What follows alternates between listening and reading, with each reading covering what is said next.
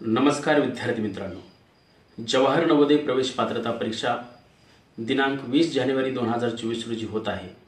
या परीक्षेला सामोरे जात असताना आपण कोणती काळजी घ्यावी, काय खबरदारी घ्यावी, या अनुषंगाने हा व्हिडिओ बनवत आहे। मित्रांनो, एक लक्षात घ्या, पराभव हा रणात होत नाही तर त्या अगोदर तो मनात होत असतो। त्यामुळे मोठ्या धैर्याने या परीक्षेला सामोरे जा, कुठलेही दडपण घेऊ नका, आनंदी रहा। उर्वरित दिवसांचे योग्य नियोजन करा आणि केलेले नियोजन 100% कार्यान्वित करा। सर्वच घटकावरील रिव्हिजन आपल्याला द्यायचे आहे। प्रश्नपत्रिकांचा भरपूर सराव करा। प्रश्नपत्रिकेमध्ये जे प्रश्न चुकतील ते नेमके कोणत्या घटकातील आहेत त्या घटकांची एक यादी तयार करा आणि ते घटक पुन्हा क्लिअर करण्याचा प्रयत्न करा, जेणेकरून या घटकावरील प्रश्न ज्यावेळेस परीक्षेमध्ये येतील त्यावेळेस त्याची अचूक उत्तरे तुम्हाला देता येतील। एक लक्षात घ्या की प्रश्नपत्रिका सोडवत असताना आपण OMR शीटचाच वापर करा। त्याचं कारण असं की आपल्याला टाइम मॅनेजमेंटमध्ये वर्तुळ रंगवण्याचं पण जे टाइम आहे ते पण त्यात कॅल्क्युलेट केला गेला पाहिजे। त्यासाठी OMR शीटचा वापर करा। प्रश्नपत्रिका सोडवताना बॉलपेनचा वापर करा, जेलपेनचा वापर करू नका। तो परीक्षेत देखील जेलपेन अलाउड नाही। त्यामुळे आतापासूनच आपण बॉलपेनचा सराव आपण प्रश्नपत्रिका सोडवताना करायचा आहे। सगळ्यात महत्त्वाची एक गोष्ट मी तुम्हाला सांगतो की मानसिक क्षमता चाचणीतील जे 40 प्रश्न आपल्याला सोडवायचे आहेत ते प्रश्न सोडवत असताना बरोबर आकृती शोधू नका, तर चुकीच्या आकृत्या शोधा, त्या वगळा आणि नंतर शेवटी अचूक आकृती ओळखून त्याचा पर्याय क्रमांक तुम्ही नोंदवायचा आहे। असं केल्यामुळे तुमच्या प्रश्नपत्रिकेतील चुका कमी होणार नाहीत। त्याच पद्धतीनं दररोज 1 ते 2 तास तुमचे जे छंद असतील ते छंद जोपासा, खेळा, इतरांशी गप्पा मारा, गाणी ऐका, गाणी म्हणा, नृत्य करा, जे तुम्हाला आवडते त्या गोष्टी करा। त्यामुळे आपलं मन प्रसन्न राहणार आहे आणि आपण प्रसन्न राहणं अत्यंत गरजेचं आहे। त्याचबरोबर चांगला आहार घ्या, प्रकृतीची काळजी घ्या, फ्रेश आणि आनंदी राहा, चिंता करू नका। परीक्षेच्या दिवशी सुद्धा हलका आहार घ्या, जास्त जेवण करू नका।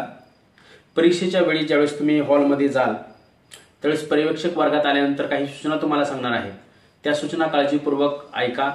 ज्या सूचना तुम्हाला समजलेल्या नाहीत त्या सूचनांबद्दल पर्यवेक्षकांना पुन्हा एकदा विचारून त्या सूचना समजावून घेण्याचा प्रयत्न करा। त्या सूचना तुमच्यासाठी अत्यंत महत्त्वाच्या असणार आहेत। प्रश्न सोडवत असताना आता आपण परीक्षेला सुरुवात केलेली आहे, तर काही प्रश्न आपल्याला अवघड येणार नसतील किंवा काही प्रश्नांसाठी असं होईल की तुम्हाला जास्त वेळ लागतोय, तर असे प्रश्न पाठीमागे राहू द्यात, ते पुढच्या प्रश्नांचा विचार करा। पण या ठिकाणी आपण एक खबरदारी घ्यायची की आपण ज्या प्रश्नाचं उत्तर शोधलंय त्याच प्रश्नापुढे त्याचाच उत्तर नोंदवलं जातंय का याची काळजी घ्या, नाहीतर गफलत होऊ शकते। हे खूप महत्त्वाची सूचना आपल्यासाठी आहे। आणि पेपर जो आहे तो किमान 5 ते 10 मिनिटं अगोदर आपला झाला पाहिजे। तर टाइम मॅनेजमेंट ही अत्यंत महत्त्वाची गोष्ट असणार आहे। 2 तास 120 मिनिटं आपल्या हातामध्ये आहेत, त्यातले 110 ते 115 मिनिटं आपलं हे परीक्षेसाठी पूर्ण वेळ वापरा।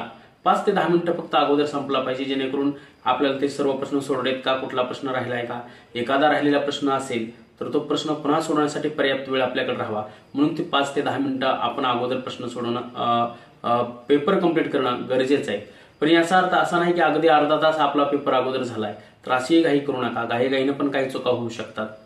त्यामुळे टाइम मॅनेजमेंट हे अत्यंत महत्त्वाचा घटक आहे।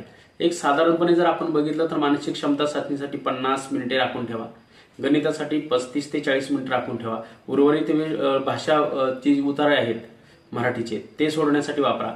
आता मी सांगितलेला टाइम जो आहे तो काय अगदी तसाच असला पाहिजे असं नाही, प्रत्येकाच्या क्षमता आवडीनुसार तो कमी जास्त असणार आहे।